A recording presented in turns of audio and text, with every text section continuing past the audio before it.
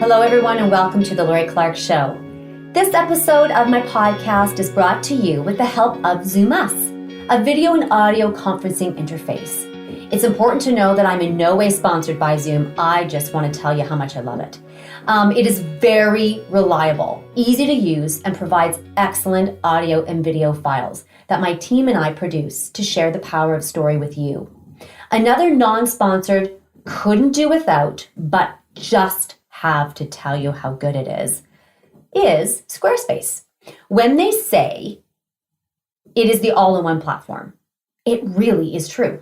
I go into the back end of my website multiple times a day, adjust things, post podcast, add links, and look at our show's analytics, which all sync across my devices.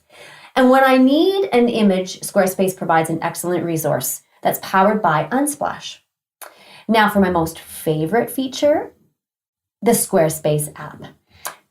Being a working mom, there never seems to be enough time in my day. So when my daughter's in ballet, I sit in my car and upload, post, and manage everything on my website from the app. It's really cool and seamless. Squarespace is really, really simple and very dedicated to helping me create a brand of excellence. So with that, big shout out to Zoom, Squarespace, and Unsplash. Thank you for helping me tell people's stories. With that said, let's move on to the best part about today, the show. Please allow me to welcome my next guest on the Lori Clark Show. Welcome, Julie. Julie Poulson is here with me today. She's 39 years old and has a bachelor's in exercise science and was a personal trainer for 16 years. She is now a mother to two twin boys that are 5 years old and is here with us today to talk about breast implant illness. She is now an educator for this illness because she has experienced this, and that is why she's with us today. You know, many women, in fact, Julie was telling me that in her Facebook group, there are 95,000 women just like Julie who have joined together, creating a community to share their experiences. And here's the thing, like Julie, everyone has two things in common. They're all sick with similar symptoms, and they all had breast implants.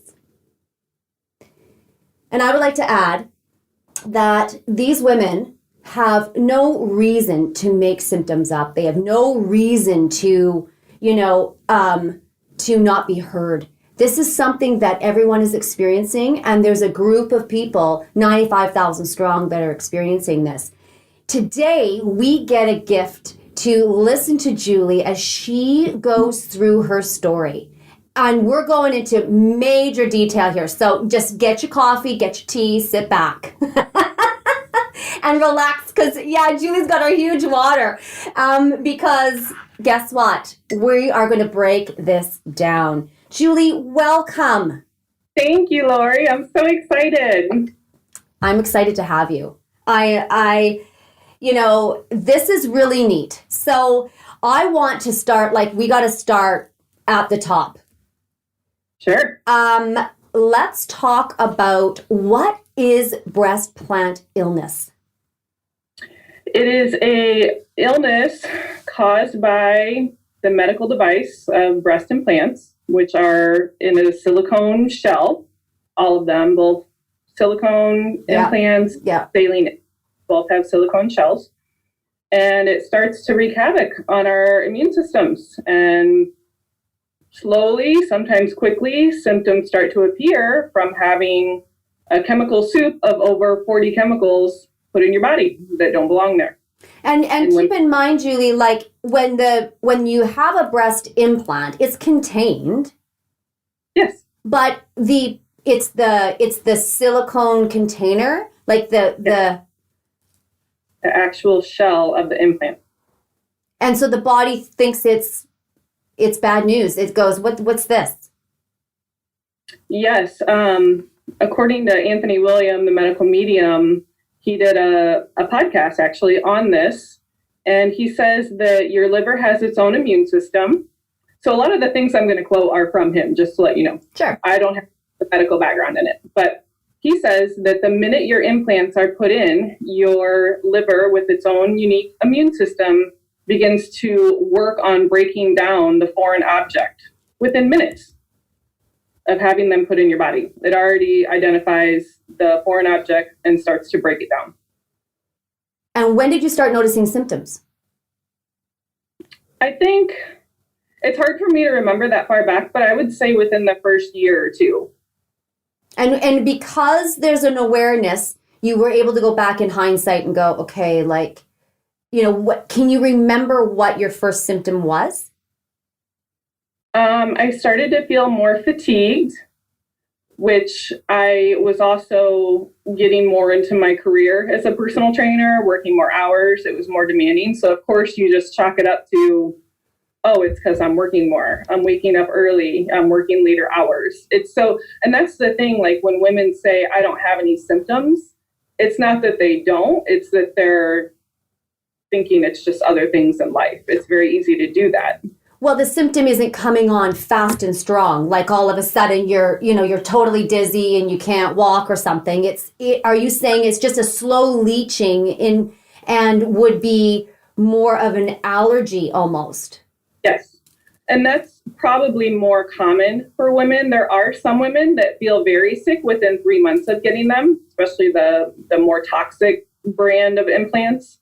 But the majority of us, yes, it's a very slow process. So you kind of dismiss the things that are happening, like my thyroid's a little off balance, but I'm getting older, or I'm more fatigued, it's because I'm working more, or I'm a mom now, or, you can always think of something else.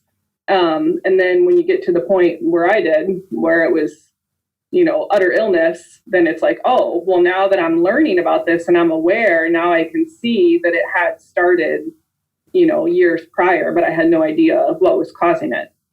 Can you bring us to, like, how did you get here? How did you get to this place where you're talking to me about this?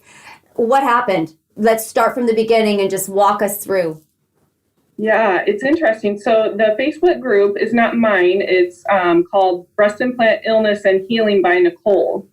So I think someone actually added me to the group, or maybe I found it probably about 2 years ago. I don't know what I was Googling, what I was looking for back then, but somehow I came across this group. So I had been a member for about 2 years, and I completely dismissed it when I first joined. I was just like, I don't have breast implant illness, whatever. Stayed within the group, didn't pay attention to any of the posts or notifications. In fact, I probably turned them off. And then as I started getting sicker and I got to like the really, really bad point last year, I started to pay more attention to it. And I was looking at it again and really like diving into it, reading some of the stories and what the group was about. Because you were searching. I was searching. Because you had symptoms that were causing you concern. Yes. What were those symptoms? Well, it started on Easter. I still remember it was on Easter of last year, so 2018. And we had come home from my in-laws' house, and I was sitting on the couch, as I do every single night. Not anymore, but I used to. Before and I kids? Before all this happened. And I would always I would make a protein shake every night and drink it on the couch as part of our like downtime, So I was drinking my protein shake, watching TV with my husband, and I noticed that my heart I felt like it was beating really fast, and I was taking a lot more, like I couldn't catch my breath. I was like taking more deep breaths because my heart was beating fast. And I said something to my husband. I said, I feel like my heart is beating really fast. And that was the first day that it really, now you have my attention. Now this is not just digestive issues or thyroid numbers being off. Like we're talking about my heart now. And it was kind of a slow process so that would have been in April. And then starting in May, I started getting attacks in the middle of the night where my heart would start racing. So my heart became the main issue of random racing moments on, even when I'm laying down at rest. And then I would have these episodes every now and then in the middle of the night, usually between like 1 and 3 a.m., where I would wake up. So I've been asleep for hours. I would wake up and my heart would start racing like 200 beats a minute in the middle of the night when I've been laying there for hours. And it would go on for what felt like an hour, maybe 2 hours sometimes. And I thought I was dying. I couldn't get it calmed down. I had no idea why it was happening. Oh, man. And so then, of course, you would go to the doctor. Yes, I did. And? They couldn't, during the day, I was okay. So when they would listen to my heart during the day, they check my blood pressure, they run labs, everything was fine. And so this went on and on and on. And they kind of think, they threw out the word anxiety to me probably 8 times. And I said, listen, like, I'm a health professional. I know my body very well. I've actually had anxiety in the past. I know what it feels like. I don't have anxiety anymore. And so they would just throw out this word at me. And you only have 10 minutes with them when you're in there. So then if you told them that, I don't think it's anxiety. Well, maybe it's your gut. Why don't you add some fiber? I think here's a prescription for an anxiety medicine. And I prescribe that you start adding more fiber to your diet. Well, and they would be thinking too, like, of course you're in denial, right? Oh, you have anxiety. No, I don't. Yeah. Or right. that you're make you feel like you're crazy. A lot of women say that because they try to make it sound like it's all in your head. But if they would see what was going on in the middle of the night, they would know that I'm not just there. Well, and it's not that doctors are the enemy. It's more that this isn't something that is at this point understood. It presents mystery illness, mystery symptoms that if the blood isn't showing it, if they do tests and there's the test, then where do you put this? And that's the problem, is there's no test that a doctor can do other than checking their checklist. I'm checking her cholesterol, I'm checking her blood pressure, I'm checking all these things, and she's checking out fine. So it's got to be in her head, but they just don't have a way to find it. So it's not necessarily their fault that they're dismissing it. The FDA said the implants are safe, so why would a doctor think that they are not? So it's kind of a battle between, no, I'm telling you these are my symptoms, and they're showing you the medical side saying, well, on paper, you look fine. Right. But physically and emotionally, now you're not sleeping. Now you're getting, and this is the thing, it compounds, right? If you're having palpitations or heart racing in the middle of the night, then the next night you go to sleep, you're immediately going to go, okay, is it going to happen again? Right? And now you're anticipating, and it creates this crazy cycle. You're not sleeping. You're probably not, in your full rest. And now you are full of anxiety. Yeah. And it didn't happen every night. Oh. In fact, probably was sometimes once every 6 weeks. Sometimes it would happen twice in a week. I couldn't find any rhyme or reason. I kept thinking it's got to be something that I'm eating, something that, so I started like tracking what I was eating and like trying to keep everything the same so I could pinpoint what was causing it. Like it's got to be that I ate almonds today, or something like that. I tried so hard to find the rhyme or reason. Like it must just be something that is not agreeing with my body that I'm eating. And eventually they sent me to a cardiologist. They sent me home. I did an echocardiogram. They sent me home with a Holter monitor that monitored me for 24 hours. But of course it didn't catch it because it didn't happen while I had it on. So, and this is the thing, the medical community is taking it seriously. They're testing you. They're giving you what fits in their study, what fits in their education, what they know to be true. But again, it is what it is. And it's happening to 95,000 people at this point, which is growing, by the way, right? When you started when you went into the Facebook community about this topic, how many people were there? I remember there were 46,000 women. And there are how many now? It was May of last year, and now it's 95,000, a little over a year later. Wow. All right, so you're experiencing this. Here we go. Now, what are you doing? You've been to the doctor. They're doing what they can do, but you're not falling into something that they know. You're not falling into this category of, oh, it's definitely this. And it's probably anxiety, but, question mark. Move us down the line. Yeah, so it started with my heart. That was the main thing. And then as the months kind of continued, then my kidneys started flaring up. And so I got sent to a kidney specialist who did an ultrasound of my kidneys. He did lab work. I had to see him several times and everything looked fine. And he said, all of the patients that I see would love to have your kidneys, but they were swollen. I do yoga and I couldn't do any kind of back bends. I couldn't lay on my stomach on the floor up on my elbows and read books to my boys because it hurt to just arch my back that far with how swollen and inflamed my kidneys were. But on a lab, everything came back normal. So he had no way to help me. And at this point, are you just thinking like, okay, I'm losing my marbles. I gotta be losing something here. I didn't know. I never questioned if it was me mentally. I knew it was real, but I was getting scared of how am I going to keep my body going? I don't know what I'm fighting against, and no one has answers for me.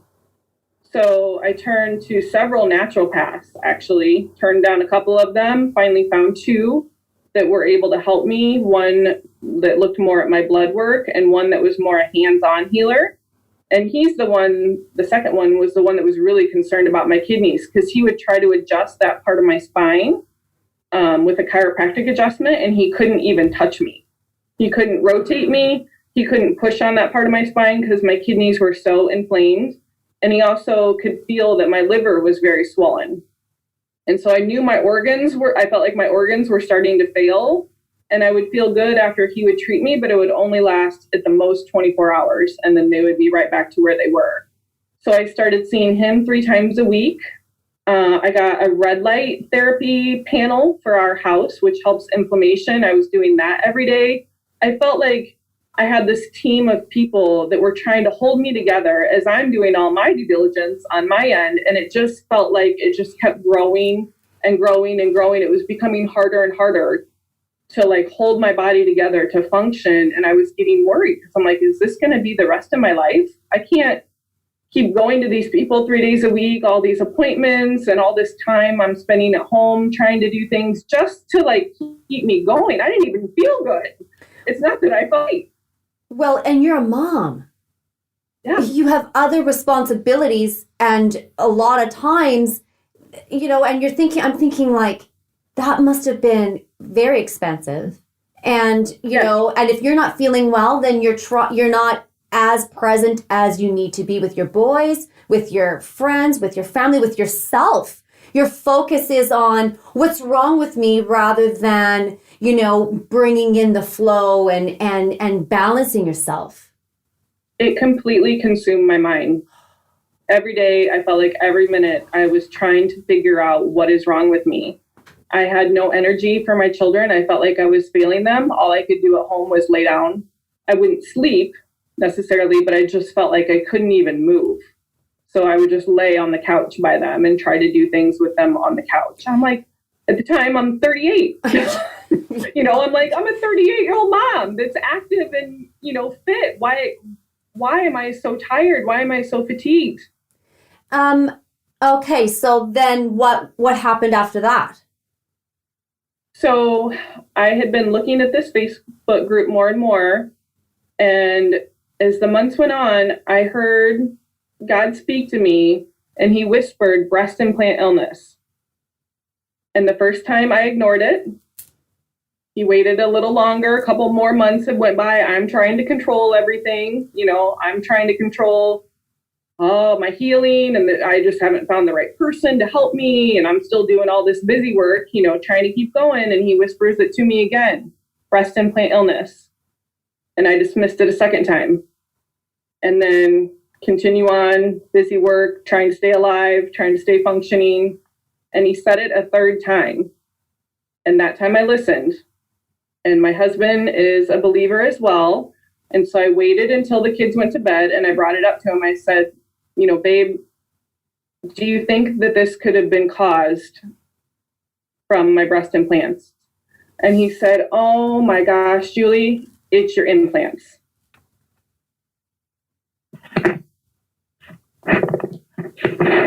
Are you still there? Sorry. Mm-hmm.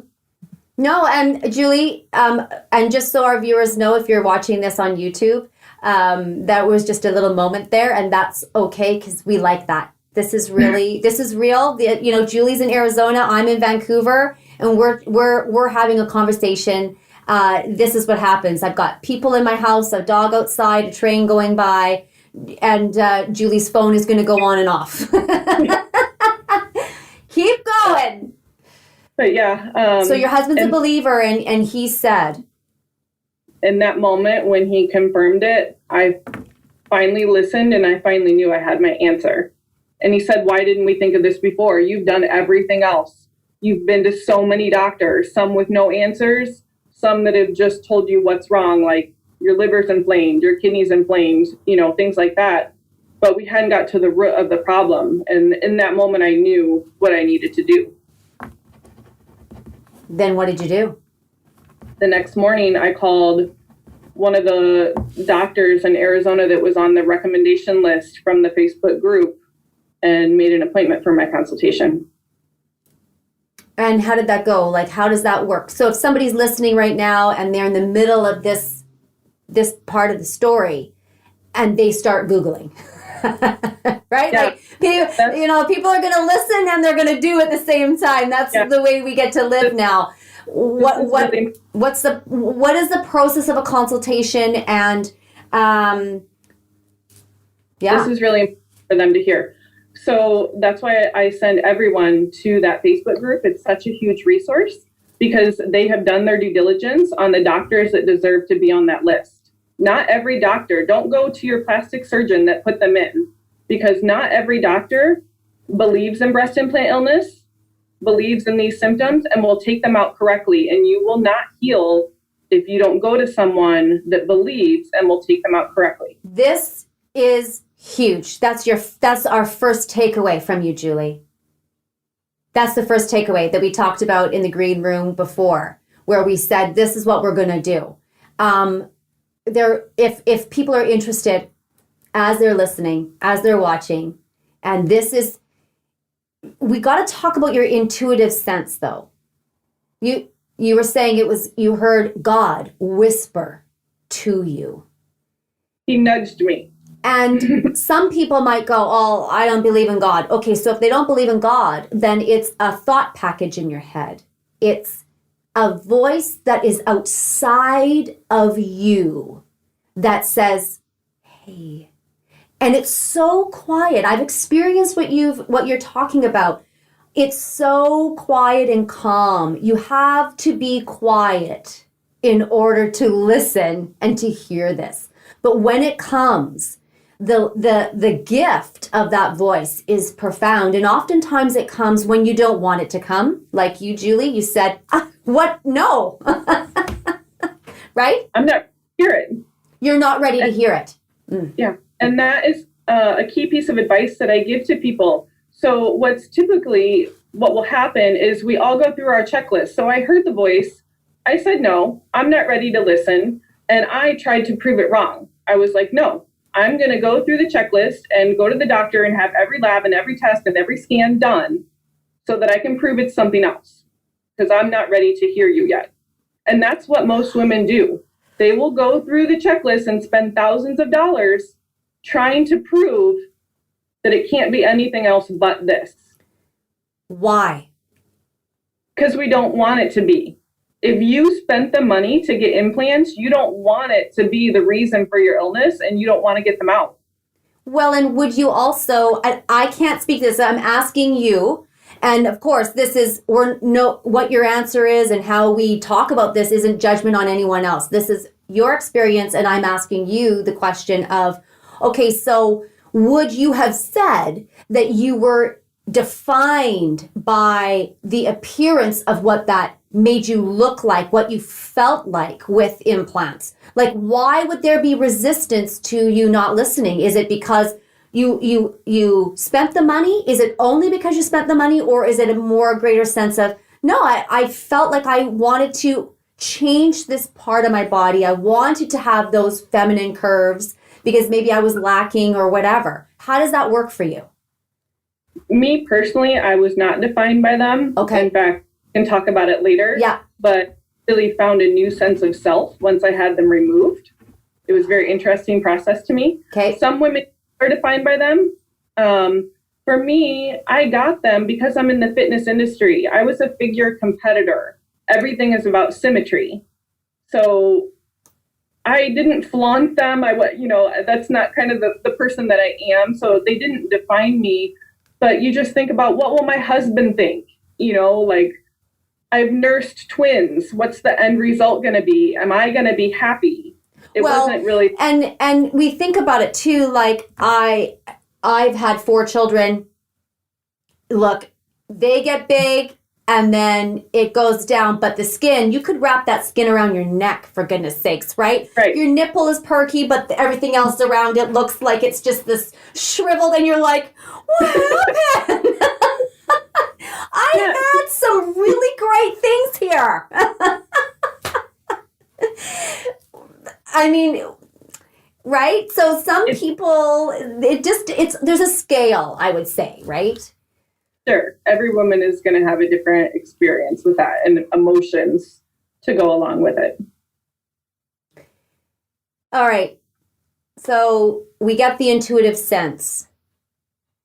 You wait a little bit.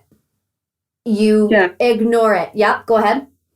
I just wanted to add one piece to that, how we kind of ignore the voice. Yeah. I feel like a lot of us do that until we hit rock bottom, unfortunately. But that's how the process goes a lot of the times. You try to control everything yourself. And finally, when you're almost at rock bottom or at rock bottom is when you throw your hands up. And that's when you're willing to listen. So that's the process that a lot of women go through.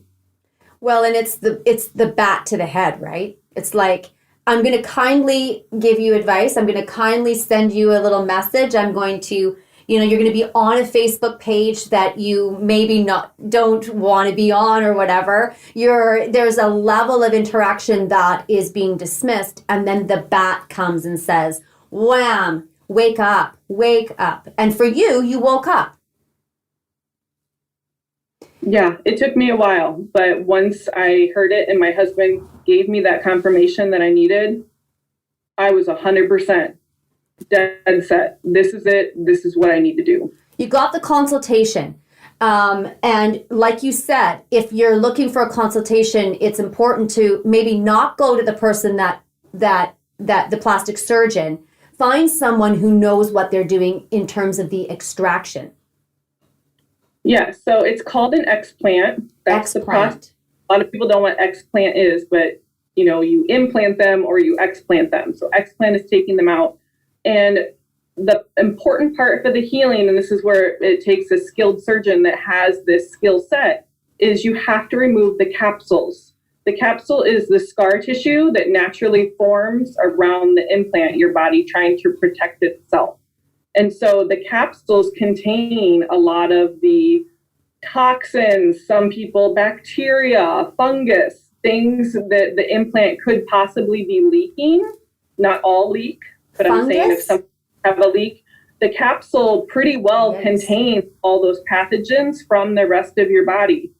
Thank you, Lord, for making our bodies so amazing, right?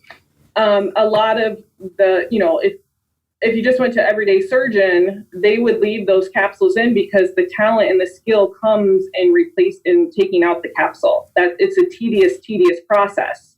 So you need someone that's done it thousands of times and knows what they're doing, and they can get all of it out. Because if you leave some of that tissue behind, or you just open it and let all those contaminants go into your bloodstream, you're not going to heal. All the pathogens are still right there.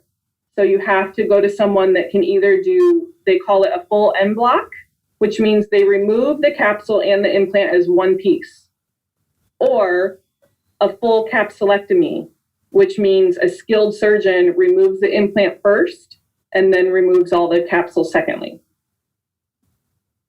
I'm pausing there because that is very, very important to know. The first surgeon I went to said, "Oh, we can just remove them in the office under general anesthesia." So whoa. Yeah. But that's not someone that is going to take out the capsule. They want to just make a small incision, pull your implant out, and sew you back up and send you on your way.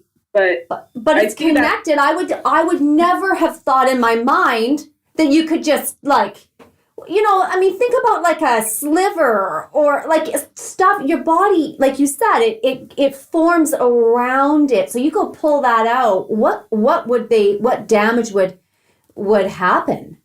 You're basically a garbage bag full of stuff to run all throughout your bloodstream. So if any surgeon says that, you can walk out of the office right then and there, because that's not who you're looking for. And is that what you did?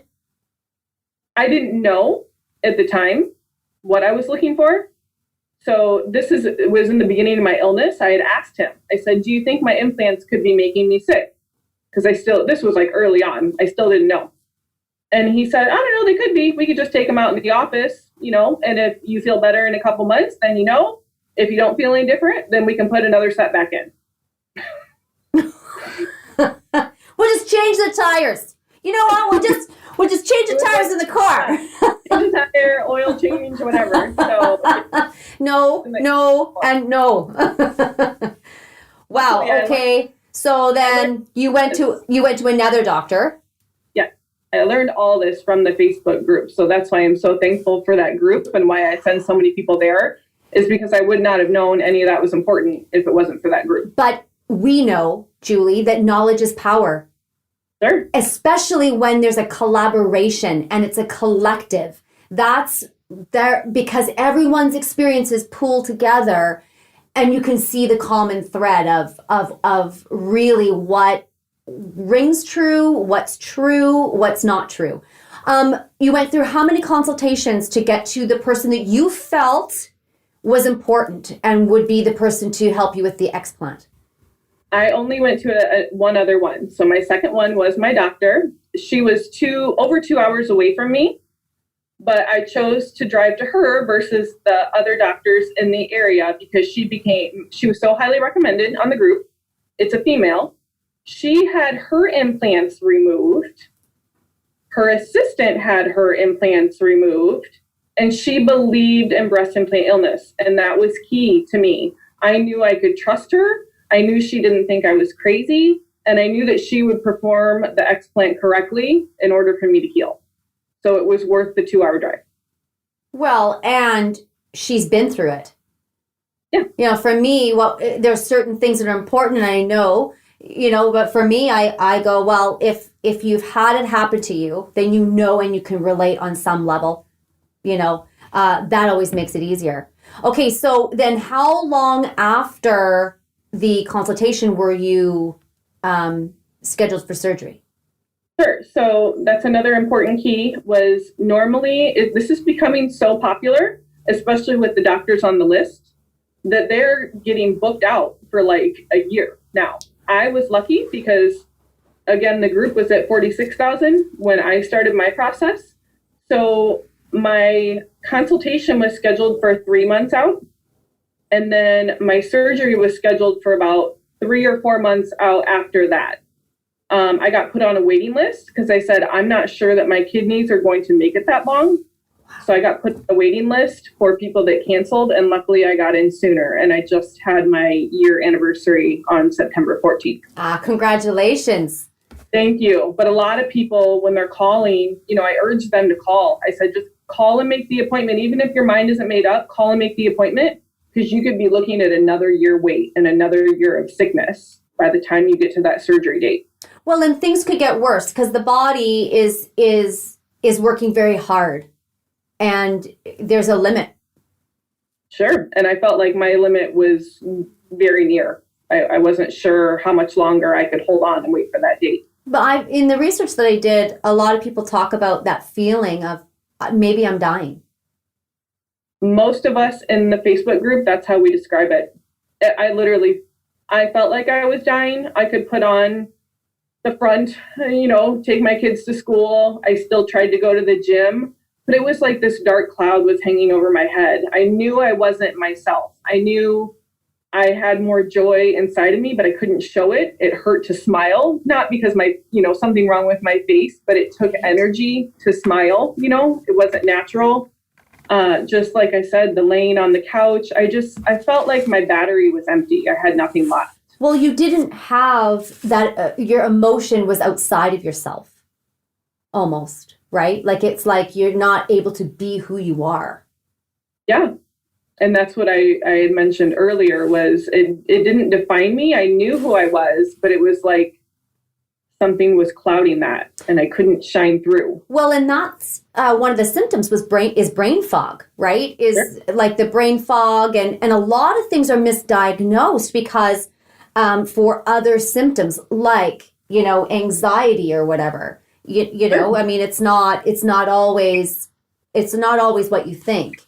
So then in that period of time, how did you bring peace into your life? If you are a woman that's listening to this right now and she's waiting for her surgery and the symptoms are still present and there's still that unrest and the body's going, okay, yeah, get it out. How do you offer support and peace to that woman? Keep your faith strong, for sure. That's what got me through it. And as I mentioned, I'm a big follower of the medical medium and his healing protocols. And one thing that, I get that question a lot from people that follow me and my story on Instagram and Facebook. What can I do, Julie, until I get to my surgery date? Because it's 6 months away or 4 months away. And the number one thing I tell them that I wish I would have had this tool when I was feeling that way is drink 16 ounces of celery juice every morning. Because what's happening is all of their livers are struggling. All of them that have these symptoms, the liver is a component of their sickness. Listen, as I say component, there's a lot of components. I hear you. So their liver is bogged down with these toxins and the immune system of your liver trying to fight the implant. And I'm telling you, if they would drink 16 ounces of straight celery juice, no pulp, no lemon added to it, on an empty stomach every morning and wait 30 minutes to eat or drink anything else, it will help their liver clear out some of these toxins and they will feel better. They will feel like some life is being renewed into them. That would have been a huge tool for me had I known about it back then. You did not do it yourself in that time frame? I didn't, because I didn't hear about Anthony Williams, the medical medium, until 2 months after my surgery. But then you used his protocol to detoxify yourself. I did. Okay. I too am a follower of I love it. I'm like, that's why we jive. I got it and and some people are like, oh my goodness, what, that's weird, or, you get everybody's response. And I'm at this point where I don't care. I have experienced a difference. I have fatigue. I have adrenal fatigue. And again, it's something that the medical community does not actually acknowledge. In fact, I've had it where they say, you're depressed. And I was like, me? No. I know that I am not depressed. I know that I've had 4 kids. I've had stress in my life and I'm exhaustified, like big time. And I started drinking that celery juice and it did change my life. It was crazy. And now I go buy celery and the price is, double because probably of Anthony, right? It's like, man, I want to grow it in my garden. But yeah, it's excellent. I actually have on my website a blog post about I do my celery juice in the morning, and then I also do a mid-morning juice with celery juice and cucumber and beets and, just fill it up with blueberries and then drink it. It does change the course of your day. With this though, so you're saying that you would detoxify some, but you can't detoxify until you actually get the capsules removed and the whole deal. No, and coming into this, I was trying to think of a good analogy to help the listeners and viewers understand today. This is the best I could come up with. I thought about it like if you have a weed in your garden. Yeah. And my dad taught me how to pull weeds correctly, right? You don't just pull it off at the top. You have to dig down, pull it out, and get the roots out, right? So there's a lot of things you can do to help your body heal. Celery juice is one of them. Help get some of those toxins out of you. You can do the red light therapy like I did. You can get your gut in check from the natural path. But if you don't remove that root, the root of the problem, you're never going to be 100%. But that's like everything. You can have an anger issue. If you don't get to the bottom of and the root of the bottom of what that cause is, it will always be coming back. This is the process that humans are. It's almost like everyone has one of those things in their life where they're like, I gotta get to the root of that. It is what it is. And this is no different. You had your surgery. Anything to suggest before if somebody's worried? There's people out there that don't want to have their implants removed because they are now afraid of surgery or whatever. They're worried. What do you say to that? You're going to be so grateful. I'm so glad that you did. I am not a person that lives by fear. I wear a faith ring every day. You can't see it, but I live by faith, not by fear. And so things like that don't scare me. I trusted my surgeon in her hands and knew the biggest thing I had on my mind was my kidneys. Can my kidneys handle the drugs from the surgery? And I asked her and she said, we think you'll be fine. So I put it in God's hands. He's going to get me through this. I'm going to wake up and be fine. And I will tell you, my story is not the typical one, but I felt 90% better within 24 hours. Most women, it's not that fast. I'll use that as a disclaimer. Most women, it is not that fast, but I credit it to, I did so much legwork before with all those natural paths and the red light therapy and the sweating and, trying to do anything I could to detoxify and get my gut health in check. Can you tell me about red light therapy? Just explain it. Sure. So I use the Joyove brand. It's a panel of both red and near infrared lights, and it helps your cells on a cellular level. So it can help them detoxify. It helps reduce inflammation. It has a lot of other benefits that I wasn't using it for, like it boosts collagen in your skin. It can reduce like pigmentation from the sun, things like that. But I got the one specifically that had the near infrared because it has more internal benefits to it. I was so toxic that when I first got it, they recommend that you do 10 minutes on the front side of your body and 10 minutes on the back. I did that and I wasn't able to go to the bathroom for 3 days. Because it pulled so... Yeah, you see my eyes? I'm like, whoa. Bathroom is important. Wait, what? You were constipated? Yeah. Why? Because it pulled so many toxins out of my cells and tissues into my elimination pathway, your colon. Everybody's like, no. Yeah, that's how toxic I was. Oh. Okay. So I contacted the company and they said some people that are, they said it nicely, but some people that are more toxic. And here I am like a healthy person. I mean, people like look around, like you look at me and people are like, oh, she's fit, she eats healthy. Like you wouldn't think I was that toxic, but I was.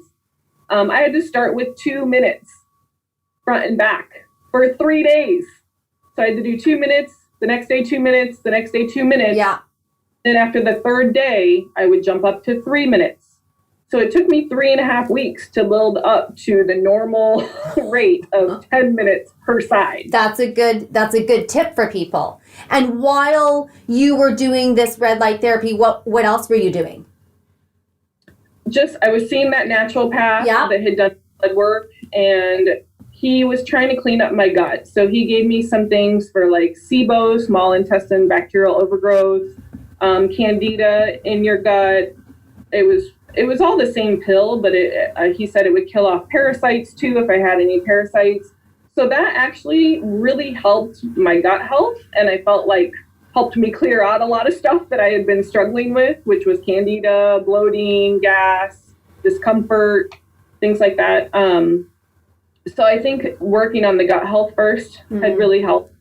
And then he also was helping me eliminate things. So eliminating things in my diet, which again, I ate very healthy, but he was trying to, my body was so sensitive. Right. I had all these food sensitivities, like a new one every week. So he was trying to help me through the sensitivities of, okay, take away all your supplements, and you have to add, you can add in one and try it for 2 days. And if you feel okay, then that one's okay, and you can try and add in another one. But the body is so amazing because it's saying, it's locking down, it's protecting itself. It's saying, okay, look, we have to be ultra sensitive here because stuff is not working the way it's supposed to. Yes. I became so sensitive, and that's another really common symptom of women is they get so many food sensitivities and they get left with like, what do I eat now? And I had it down to 7 foods that I could eat. So I ate the same 7 foods List them off for me. What are they? I ate differently at the time because I didn't know about medical medium, but I think it was like avocado, chicken, broccoli, chia seeds, and I don't know what the other one was, but it was I couldn't eat anything with multiple ingredients because I wouldn't know if I reacted to one of the ingredients. So there's no protein shakes.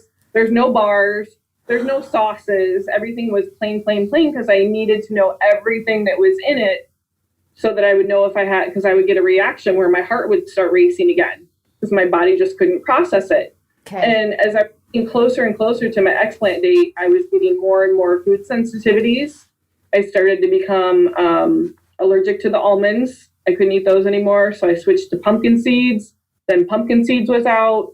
And I was like, what am I going to eat? Like, I'm running out of things that are working for me. That's just overwhelming. The whole process was completely overwhelming. Yeah. Okay. I don't even know what to say. Like, that's not even living, right? And I'm not talking, I never went to a doctor to have them do the scrape test on my back for food sensitivities. By food sensitivity, I mean something that would either make my kidney swell or my heart race or my gut get really distended. Just to me, that was the sensitivity that it sent off one of my reactive points that made me feel very, very ill. But your gut knew anyways.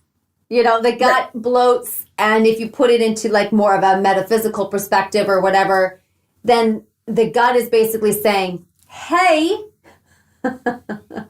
stop. Well, listen to your gut. Listen to your gut, right? Like, and this is definitely a topic that you and I could cover maybe on another day, but it makes so much sense to me now that I understand what the medical medium talks about, because I was eating mostly a low carb, keto type diet back then, which, the doctors say are anti-inflammatory, and I had inflammation, right? But what I have now learned from Anthony Williams, the medical medium, is that my liver was already struggling with all these toxins, and your liver works extra hard with fat and protein, and that's all I was eating. So here, a struggling organ, I'm giving it, the foods that are going to make it struggle more, and that's what was making my heart race. Okay. Then you have your surgery. And what happened? I was 90% better the next day. You come out of surgery with drains. You'll have them for usually 3 to 7 days. And most women lay in bed and they're sore and, they usually still don't feel well. The next day was a Saturday. My surgery was on a Friday. I woke up at 4:30 a.m., full of energy and ready to go about my day. I ended up, I did rest. I know you're supposed to rest after surgery. So I did rest most of the day. By the afternoon, getting into the early evening, I felt so good. I took a shower by myself, which a lot of women need help. Took a shower by myself. I washed my hair. I curled my hair. I put my makeup on, and I put on a button-down shirt that was baggy enough that you couldn't see my drains, attached to my little lanyard that I had holding them. And I said, let's go to church. So I went to church with my drains and everything. I felt like a new person. I could not even fathom or imagine that I could feel that good because I couldn't remember the last time I did feel that good. Wow. I don't know if I ever felt that good. It was probably when I was a teenager and, we're not super healthy as teens. No. So I really question, I'm like, have I ever felt this good in my life? That is so cool. It's not the norm. That's not what happens. No, to it most isn't people. the norm. Yet it gives hope. Because maybe it's not the norm. Maybe as a listener, you're saying, okay, well, I definitely was 3 weeks in recovery. Okay, great. 3, 4, however long it takes. But what you're sparking here is you're saying, look, you will feel better. You will feel better because you will not have the symptoms of this. If the surgeon is taking out the capsule, if they're taking out everything and they're not leaving anything behind, and you begin to detox yourself, you will bring your body back into health. And one of the things that I hear what you're saying is that it's the mindset as well that accompanies this process that can expedite healing, more energy, and just a general rejuvenation. Yeah. I was at peace with my decision that morning. I was excited to do it. I'm very thankful. I have a loving and supportive husband, so that wasn't a factor for me. However, not all women can say the same, and I can see why that would weigh on their mind very heavily. But yeah, I was blown away. And I think why I felt that good is because I lived a healthy lifestyle. I was an active person. Like I said, I did all that legwork with the red light therapy and kind of working on my gut health to the best of my ability at the time. And so my body was able to kind of bounce back and heal a little bit faster than some. And everybody's going to be different because everybody's liver is in a different state or a different condition. So mine still had a lot of work to do, but all of my symptoms were gone except the food sensitivities remained, but they improved already. Like the morning after my surgery, I had a green drink that I couldn't tolerate before, and I was able to drink it. But food sensitivities, it takes your gut a while to get back in balance. So I knew that was going to be a couple months, but I saw it steadily improving, whereas now I can have anything that I ate before. And then what was the other thing? The food, my kidneys. My kidneys were so much better, but I felt like they were still not where they should be for a normal, healthy person. What did you do? Did you go back and talk to your naturopath or a nutritionist? What would you recommend? I waited 3 months till after my explant date, and I went back to my naturopath and had him do labs. Again, all my thyroid numbers were normal. Everything was normal. Everything. 3 months afterwards. That's amazing. That's amazing. So can we talk about, like, you said something in the green room that I thought was really cool. You said, existence is the miracle. The sooner we accept it and create a life to be congruent, the better. And I thought that was really cool because you are now in reflection saying, I'm just happy to be alive, and I'm happy to be here to offer myself to this world as a service. What can I give now? How can I be? What do you say to people who are moving into acceptance and or to those who have accepted it, what can people be inspired by? I think the best way to inspire them is to just share my story.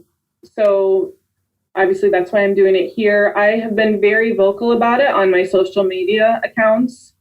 It's something that some women have a hard time with. Maybe one, they don't want to admit to the world or their friends and family that didn't even know that they had implants, that they had them, they were sick, and now they're out. It's a very personal topic that's not really easy to talk about. But I didn't let the shame or the fear hold me back, because I know there's women out there like me that are searching for answers. And I'll tell you, there's been so many women, I don't know how many, but so many women that have reached out to me and said, thank you, Julie, for sharing your story, because I had no idea what's wrong with me. And now my explant date is this.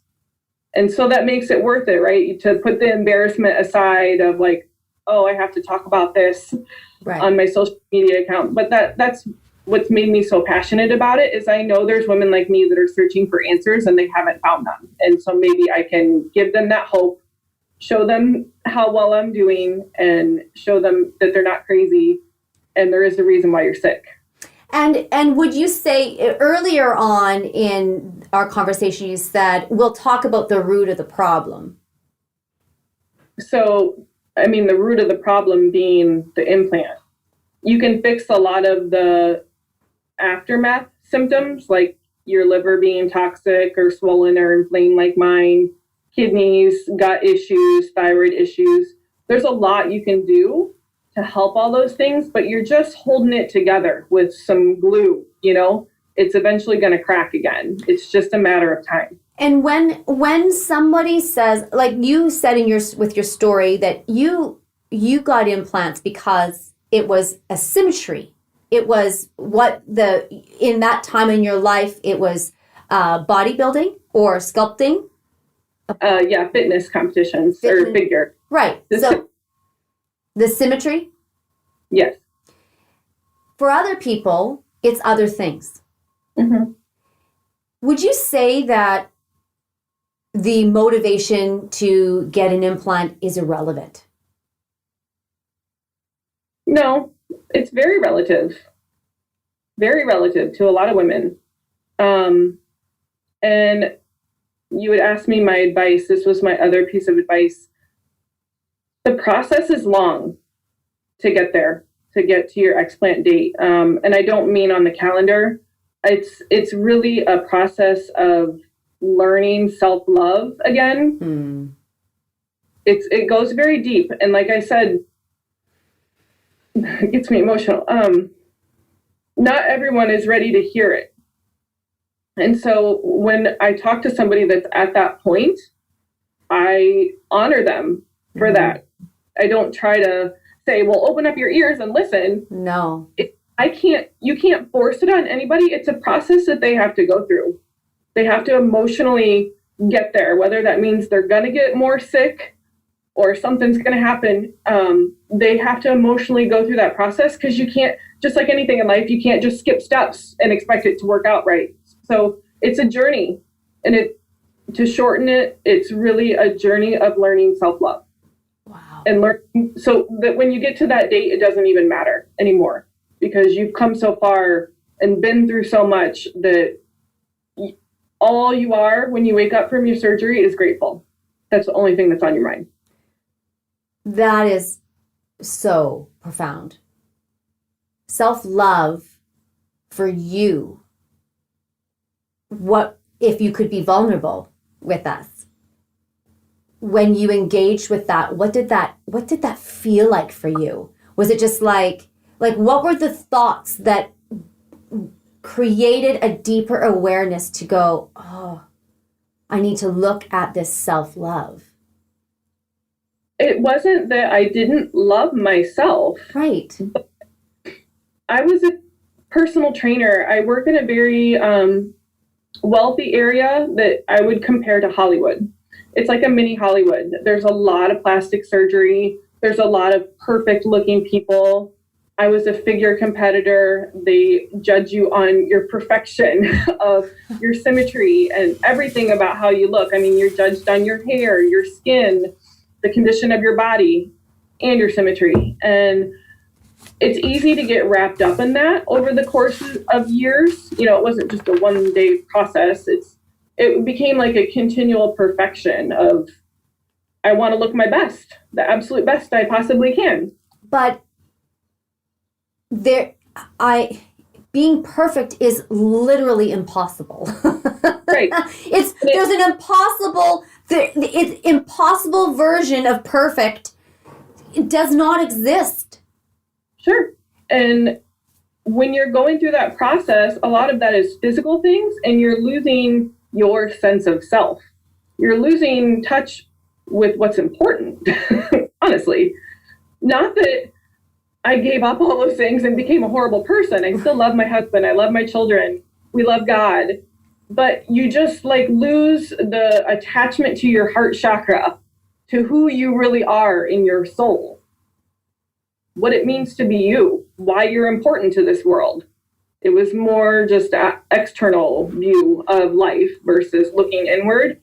And when you're stripped of everything, anyone in any situation can tell you this, if you're stripped of everything, it gives you a new light. And I wasn't stripped of everything. I was stripped of my implants, but it took away that perfection factor for me and allowed me to get in touch with, who is Julie? Wow. Who was I birthed to be? You know, I strive to be a great mom and a great wife and spread the word about Jesus. So those are the three most important things to me. And it's funny because after the surgery, I didn't want to wear makeup. I went through this whole thing. I used to wear this necklace every single day for like 10 years that said namaste. Namaste means the light in me honors and sees the light in you. Right. Because that's what I live by. That's what I believe. It's a beautiful necklace. But when you go to surgery, you have to take off all your jewelry, right? So I took off my necklace, my earrings and stuff like that. And I felt so pure after that surgery, I couldn't even put my jewelry back on. I still to this day have not put that necklace back on. It's like I wanted simplicity. I didn't want to wear makeup. I didn't want to wear jewelry. I just wanted to experience the new me in my raw state of, this is me without anything on me that's covering me up. This is who I am. There's nothing blocking me from the flow that is in the center of my being.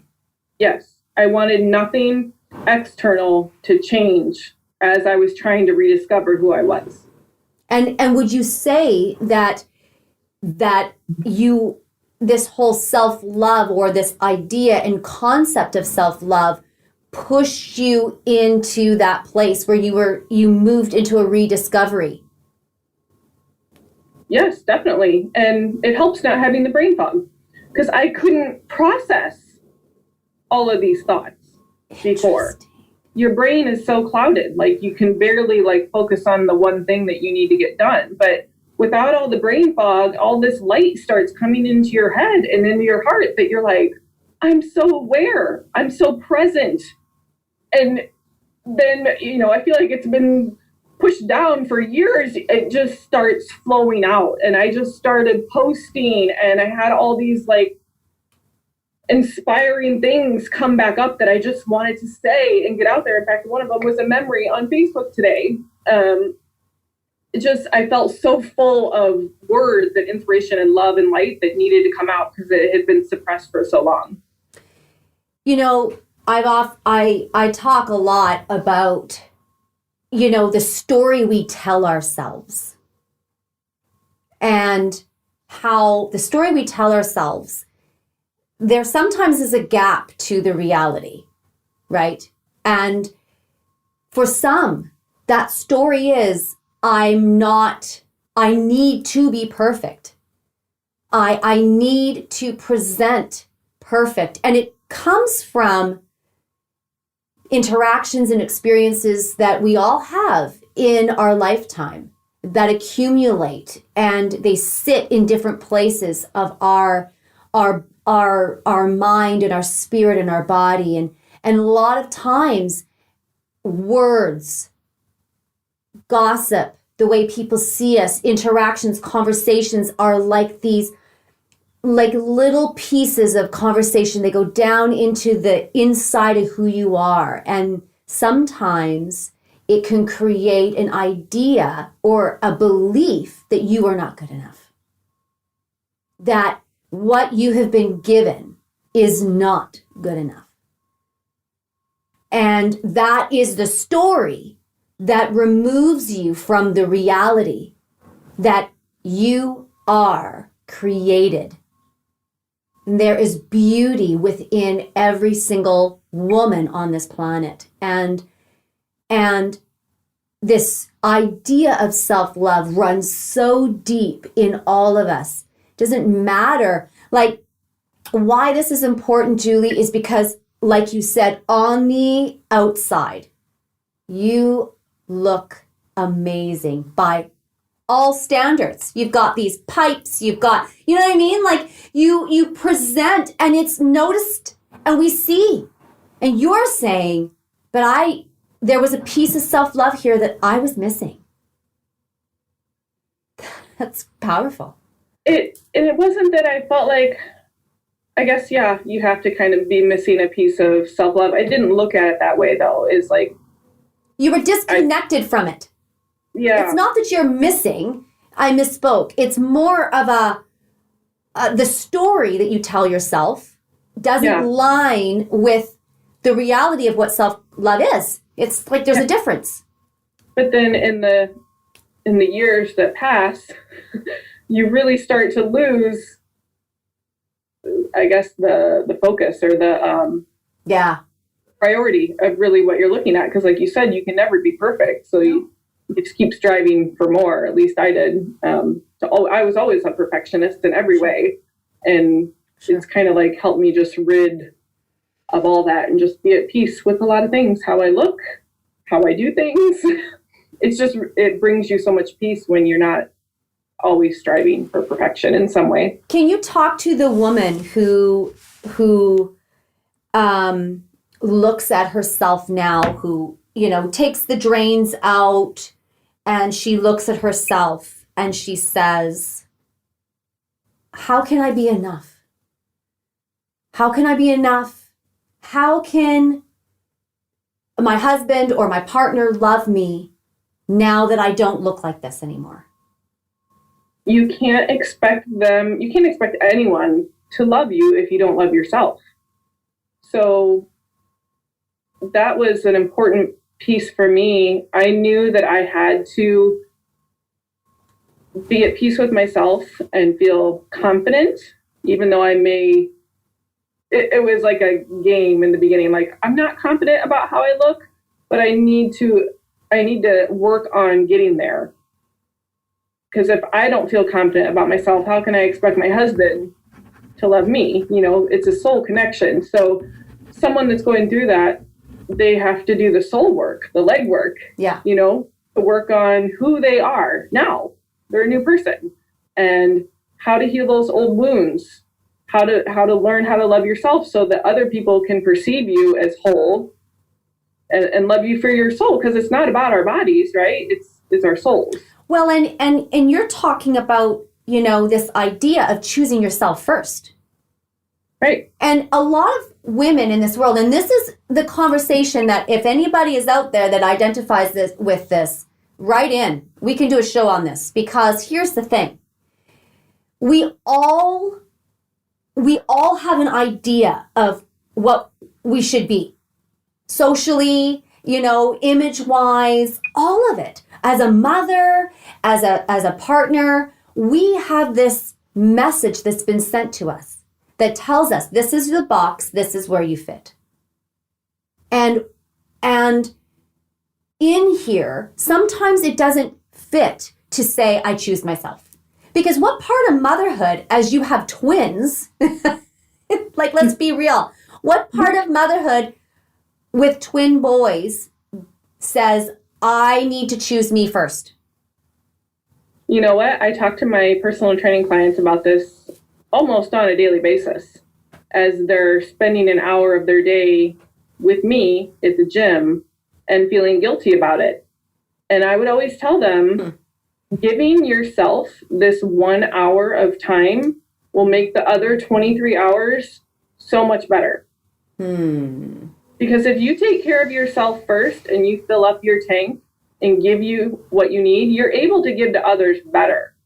Maybe not, I don't want to say the word more because it doesn't mean you have to give more, but you can give them the best version of you. If you neglect yourself and the self-love and the self-care, running yourself down because you're always putting other people first, they're not getting your best. So it's important, to take, even if it's 30 minutes, but at the time I would say 1 hour a day. It's 1 hour a day for you so that you can be your best self for all the other people that need you. And so I still do that, even when the boys were born and I was given the clearance to work out, but I couldn't take them to the gym yet. I would do like little home workouts in my house because it's just clears your mind. It, revives you. It gives you energy. It's something for you so that I can give to them the rest of the day. And other ways that you can, other than exercise, that you can give yourself just a moment, right? Is just, there's many ways, and we can talk about that, right? Like, sure. I always go to exercise because that's what I did. Yeah. So many things. You could take some time to journal. You could, listen to music. You could go take a bath. You could give yourself a facial. Anything that you do that you enjoy, that's for you. It doesn't have to be exercise. That's just my go-to. Yeah, absolutely. But the idea is to be thinking about choosing yourself. And when you close off that heart chakra, you're giving and you are not receiving. That is the whole concept of that give and that receiving. You're giving out. The outflow of your heart source, the outflow of that energy is just, I'm going to pour out and I'm going to spill all my life force energy out to everyone else, but there's nothing left for my temple. And I've come into that awareness over these years. Now that I'm 44, I look at myself and my body and I say, you know what? This is a temple. And my job is to decorate the inside of this temple with love and grace and forgiveness. And it's the most valuable, most treasured emotions and feelings and thoughts dwell in this place. And when you begin to think and to transform that mindset of it's not this rundown apartment. it's a temple. Yes. And it needs to be filled with this beauty. Then you begin to feel like, oh, I can choose that. I can choose myself now. It doesn't mean that you're going to have a six-pack and pipes and all that. It means that in the present, in that moment where you have a second, when you choose you, it changes what you offer to the world and the people around you. So true. And when you view your body as a temple, it will instantly make you think differently about the choices that you make of what you're putting in it. And it's not about your six-pack or guns or whatever. It's about, this is my vessel that I was given for this lifetime and I want to take care of it. So I'm going to feed it well. I'm going to drink well. And you know what, Julie? We talked about this. The thing that keeps coming back through our conversation, part of sustaining a temple is to use the intuitive power that needs to be exercised. Like and let's just remind people, you aren't gifted with intuition. everybody's got it. Correct. Yes. It is how much you use it. That's the key here. And when you move into a place of choosing yourself or self-love, that opens the heart. It opens the body to receive a level of understanding and awakening. Yes, very much so. It is a muscle. It's a muscle that we can't see. But the more you use it, the stronger it gets. But you heard it come to you. Mm-hmm. You termed it as God. You said there was God whispered in my ear. And you had to develop that muscle. It was like, no, that no, right? It was something that over time needed to happen. I wouldn't say my muscle is very strong in that sense, but I definitely hear it when it needs to be heard. I had told you on our previous discussion, heard it loud and clear when I was supposed to marry my husband. So he gets louder and very vocal with me when it's like, okay, I need you to listen. And I don't always ignore it, but just on the breast implant thing, I chose to ignore it. But yeah, I've been guided a lot in my life. Why did you choose to ignore it, Julie? I wasn't ready to hear it.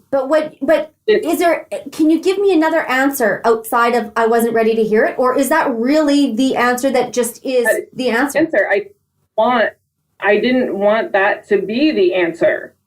I wanted to keep looking with the doctors and their labs and their scans and their tests to try to prove that it was something else. Is this a message that you hear people talking about a lot? Like, is this something that the women in this group are talking about? They try to prove everything else.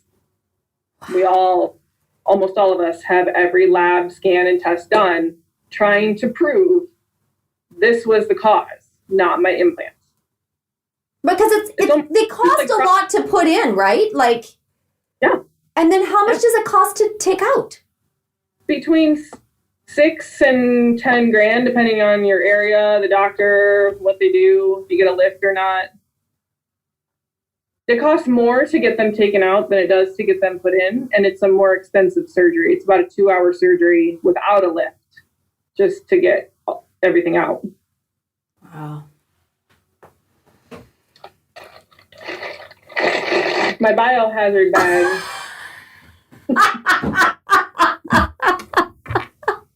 And she pulls out a biohazard bag. Do you just carry those around in your back pocket? I got them out of my drawer. Okay, for those of you that are not watching this, Julie just pulled out her breast implants that are in a biohazard bag. Rightfully so. That is just priceless. But for those of you viewing it, this is an interesting factor. So mine were in perfect condition. I have them right here. They're clear. There's nothing growing in them. They're becoming deflated now as they've been out of my body for a year. They're losing water, but mine were saline. And a lot of people say, oh, yours must have had mold. You must have had fungus growing in there. And I'm like, there's nothing in here. It's just saline water. So I like to have them for that reason. Just hold it up like so we can all look. Like, right, yeah. Nothing growing in there. Perfectly clear. And you're touching them. It's really weird. Yeah. I'm like, I remember how heavy these felt. They changed my posture a lot. Here's the other one. The other one's in great condition as well. Perfectly clear. Nothing in there. Oh, Some women have mold growing in theirs. Rightfully so, they're sick. But mold? Like mold in the actual capsule? In the implant. Implant. The ones that have saline, sometimes they'll take them out and they'll be black. Women have mold growing inside of them. Yeah. And is that because, what, okay, why? It has to do with it didn't seal right.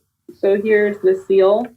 Mine probably has a little bit of mold. I don't know. Can you see it? Oh, yeah. I can see So it the has seal. something to do with the sealant. Maybe it was faulty, a faulty valve or something, but then things start to grow because it's not sealed right.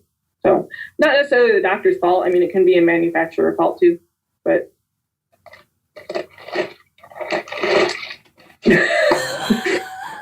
I'm just like this. There's a lot.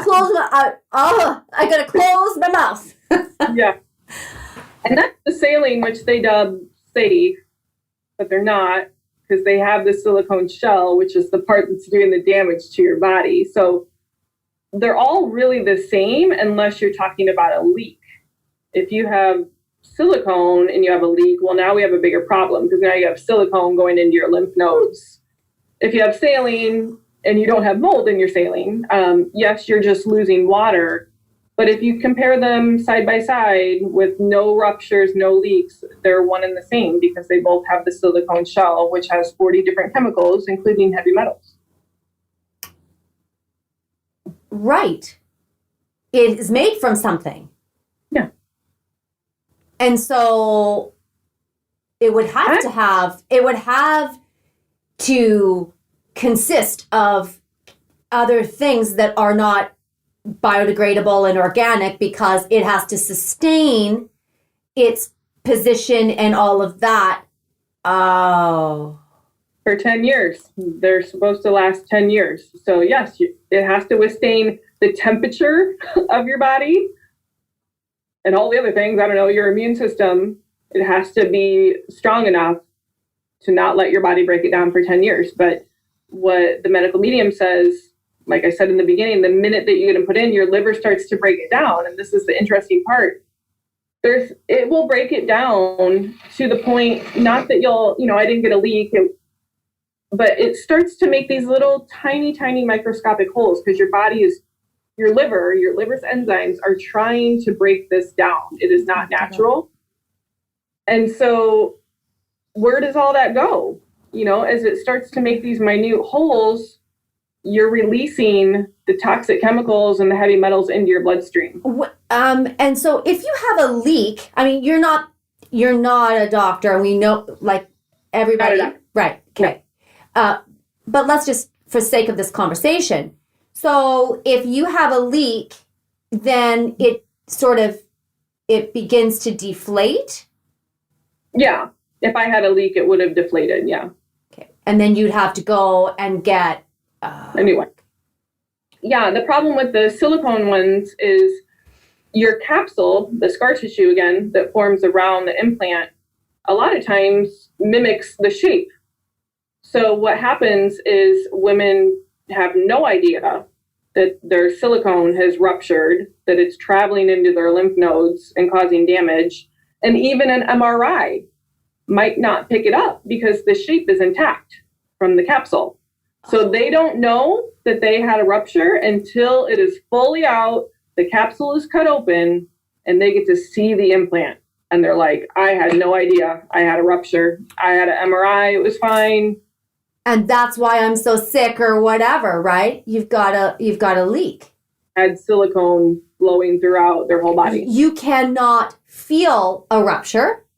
Not in most cases, maybe a major rupture, but sure. A lot of the no one has any idea. Like if you got in an accident or something, then that might be. Yeah. But most of the time, no, they can't feel it.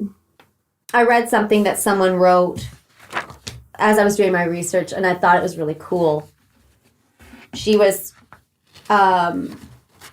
talking about the feeling of, from her perspective, not feeling as much of a woman after, because the curve or that line is gone. And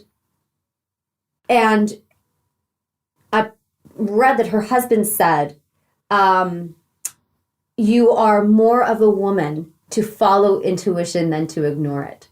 When she was upset and saying, look at me, look. And he was like, no. Like, the strength lies within that ability to hear and to listen. It's not for everyone, right? Like, not everyone is going to have this problem.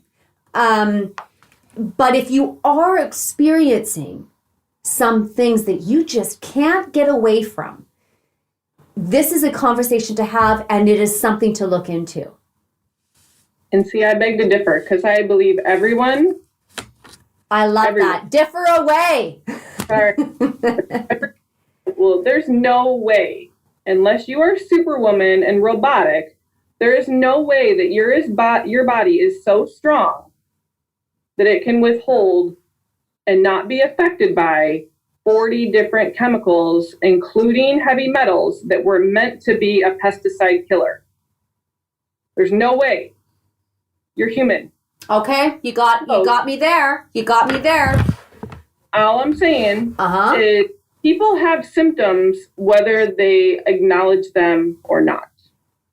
But I guarantee you could take any person and take their implants out and some form of their health would improve. So I'm just saying most people, it's not that it's not going to affect everyone. It's a matter of time and what they are willing to recognize as a symptom, because it will affect everyone, but the degrees are going to be much different depending on their immune system, their liver, what viruses and bacteria they already had to begin with. But you have to be a robot or a Wonder Woman to not be affected by chemical soup. Chemical soup. All right, let's give our listeners and viewers a takeaway. What can we go 3 takeaways from what you know? You're not crazy. Listen to your intuition and drink celery juice. Everything, right? So if you're not I do. I know. I would say that. And I would say because I listen to you. Look, I'm the first one to say I do not have experience with this. I am literally a passenger on this train. I am not, I do not understand. I've not had breast implants, and I do not understand what you are going through or anything like that. But I resonate with everything that you're saying. I get it. And it's like I have nothing to add from a personal experience. But this powerful thing that you're talking about that I'm picking up on, self-love, choosing yourself, and listening to your intuition, and drinking celery juice. And drink celery juice. And okay, I have one thing.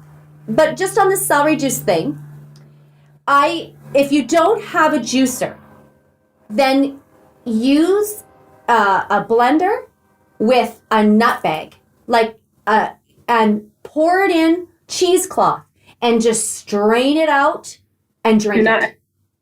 What? Add water to the blender. Very important.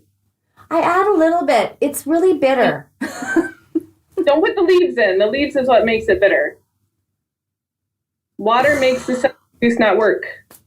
What? You cannot add water or ice cubes. Okay, hold up. Wait. I gotta read this again. I've read the books.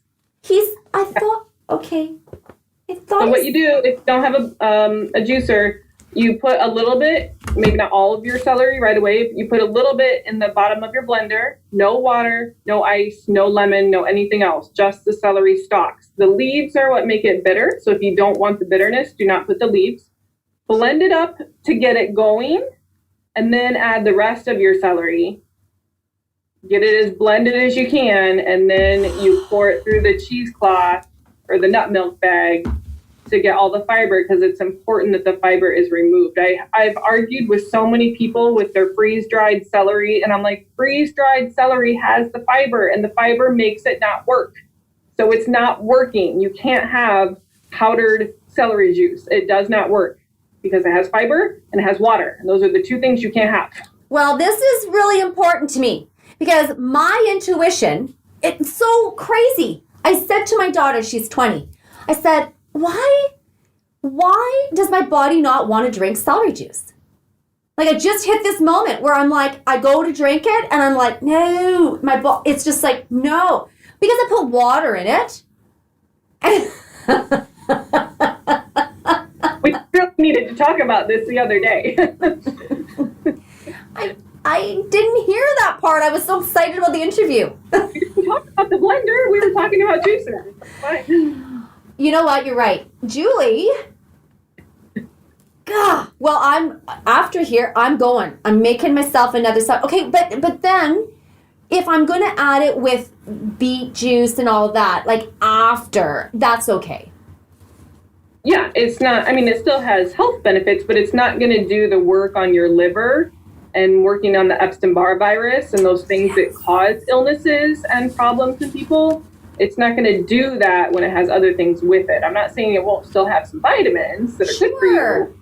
If you're trying to like help your liver, help your immune system, fight off viruses, heal from chronic illnesses, it's got to be plain by itself on an empty stomach. What were you going to say, Julie? One interesting discovery I made that I would have never thought about was the feeling of hugging someone after they were out. Because we were talking about the heart chakra, right? Yeah. And prayer over your heart chakra that you can never like fully hug someone because you have like water balloons in the way. Like, right. Blocking your heart chakra. So that was something that was pretty profound for me afterwards. I was like, wow, I can like really hug my husband heart to heart now and like feel that connection where I got stuck before. So hugs are a whole new ballgame for me now.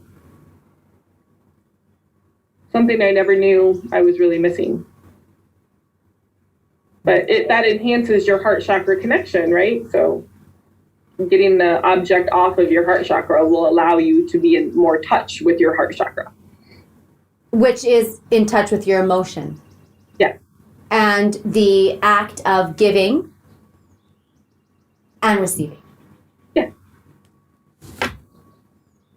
This is a lot of information for people, and it's going to take time to absorb all of that information for those who are finding themselves with this shared experience. I want to hear other people's stories about this. And if people are interested, if you as a listener are interested in diving into this conversation with me, you can go to my website at www.loriclark.ca. You can click on the button that says, I want to share my story. And it will connect you. You can also email at theloriclarkteam@gmail.com. I love your vulnerability. This is not an easy conversation to have. This is a conversation that you have leaned into. You have had a fierce conversation with yourself, and you have done the work. And that will pay off because you can, and you will inspire others, because possibility is for everyone and possibility is endless. So thank you for showing up. Thank you for contributing. Thank you for being your most wonderful and vulnerable self. I appreciate the conversation, and thank you for reminding us that perfect is not always possible. You are a gift, and I appreciate you so much. Thank you. I look forward to talking to you soon, Lori. Yes, let's do it.